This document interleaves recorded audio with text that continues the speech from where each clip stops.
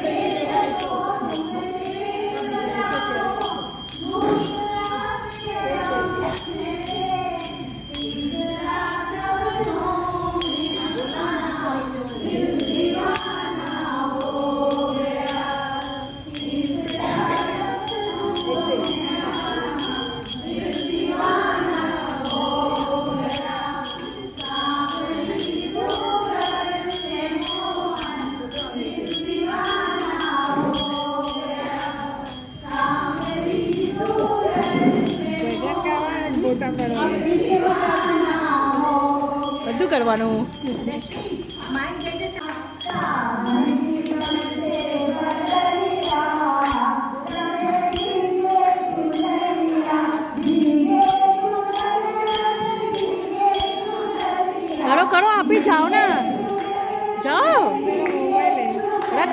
पे, चेयर पे रख दो।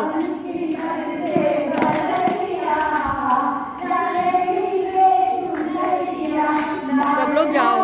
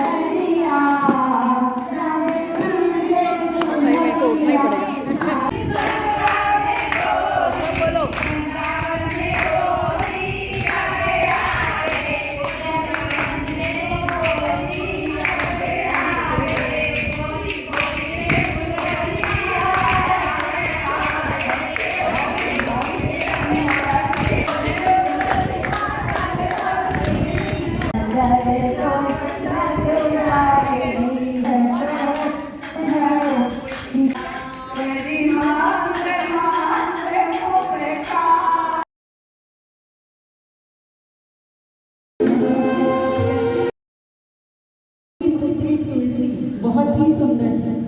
तुलसी की इच्छा थी कि उसका विवाह विष्णु जी के साथ हो जाए। उनको पति रूप में पाने की इच्छा से वो नारायण वन की घाटी में स्थित वृंदावन पर्वत पर जाकर घोर तपस्या में लीन हो गई। ब्रह्मा जी प्रकट हुए और उसे वर मांगने को कहा। तुलसी जी ने कहा, मैं विष्णु को अपने वर के रूप में पाना चाहता हूँ। ब्रह्मा जी ने कहा, पिछले जन्म में किए गए घोर अपराध के कारण तुम्हें श्राप मिला है, किंतु क्या भगवान? तुलसी ने पूछा। ठीक इसी प्रकार भगवान श्री हरि के एक पार्षद को भी दानव कुल में जन्म लेने का श्राप मिला है। उसमें पूर्ण तो नहीं, किंतु नारायण का कुछ अंश होगा, विद्यमान होगा। उसमें नारायण जी का अंश होगा, वो उसको भी श्राप मिला है, इसलिए वो भी इस पृथ्वी पर जन्म लेगा। श्राप मुक्त होने पर तुम्हें नारायण मिल जाएंगे। तुलसी बहुत खुश हो गई। उसने हाथ जोड़कर ब्रह्मा जी की इस बात को मान लिया और वहीं पे बद्रीवन में रहने लगी। नारायण का विष्णु भगवान वो पार्षद, माने विष्णु भगवान के जो भगवान की जो सेवा करते हैं उनको पार्षद कहते हैं।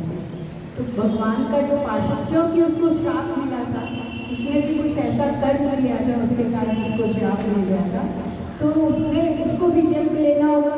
तो उसने जन्म लिया। उसका नाम शंखचूड़ के नाम से उसने जन्म लिया।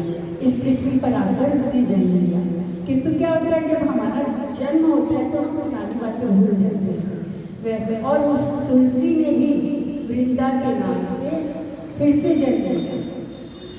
अब तुलसी का जन्म भी हो गया और शंखचूड़ का भी जन्म हो गया। और ब्रह्मा जी ने कहा था उन दोनों का विवाह होगा। शंखचूड़ घूमते हुए उसी वन में पहुंच गए जहाँ वृंदा रह रही थी। वृंदा को देख के शंखचूड़ मोहित हो गए और उन्होंने वृंदा के सामने विवाह प्रस्ताव रखा। किंतु वृंदा को तो डर था, उसको तो विष्णु जी को पाना था ना। तो उसको ये याद भी नहीं है कि ब्रह्मा जी ने उसे ये कहा था कि एक राक्षस योनि में जन्म लेने वाले से तुम्हारा वो डर गया। इतने में ही ब्रह्मा जी वहाँ पर प्रकट हुए और बोले, वृंदा शंखचूड़ को देखो, कितना देवोपम है इसका स्वरूप, इसमें नारायण का वास है। वृंदा को लगा, अरे हाँ, मेरी तो इच्छा पूरी होने वाली है। क्योंकि उसको याद तो नहीं था, लेकिन उसको ये याद था कि उसको विष्णु भगवान को वर पाना, पति रूप में विष्णु भगवान को ही पाना। जब ब्रह्मा जी आए तो ब्रह्मा जी को तो पहचान गए। उन्होंने बोला कि इसको देखो, ये ब्रह्म बिल्कुल विष्णु भगवान जैसे दिखते। उसने उससे शंखचूड़ से विवाह कर लिया, कंदर और वो जाके शंखचूड़ के महल में रहने लगे। वो बहुत पतिव्रता था, वो अपने पति के सिवाय और कुछ भी नहीं देखती थी। और उसका पतिव्रत धन इतना ज़्यादा था कि शंखचूड़ में उसकी पतिव्रता धर्म से उसमें बहुत शक्ति आ गई।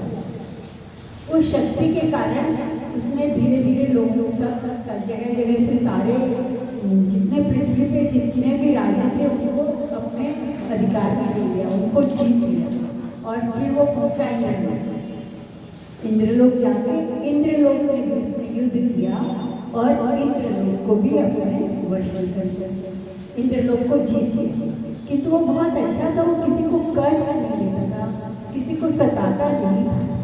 किंतु इंद्रलोक तो इंद्र राजा है और जितने भी देवी देवता हैं, जितने भी देवता हैं उनकी प्रजा है इंद्र, तो वो लोग तो बहुत परेशान दुखी, क्योंकि इंद्र राजा है और उसके बदले शंखचूड़ महाराजा था।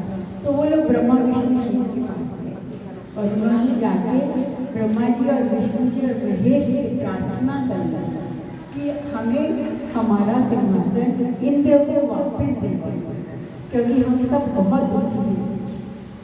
शंकर जी ने उसके पास भेजा, किसी को भेजा, ये कहलवाया कि शंखचूड़ तुम इंद्र को वापस कर दो। शंखचूड़ ने कहा नहीं, मैंने इंद्रलोक युद्ध करके जीता है। तब शंकर भगवान ने बोला कि तुमको फिर युद्ध करना होगा, हमसे युद्ध करना होगा। उसने कहा ठीक है, मैं युद्ध करने तैयार हूँ। उसको अपने आप में इतना गर्व था कि उसको पता था कि उसकी पत्नी पतिव्रता है और उसके कारण उसे कोई भी हरा नहीं सकता। उसने कहा ठीक है, मैं युद्ध के लिए तैयार हूँ। अब बहुत दिनों तक युद्ध, किंतु क्योंकि वृंदा इतनी पतिव्रता थी, वो किसी भी देवता उसको हरा नहीं सकते।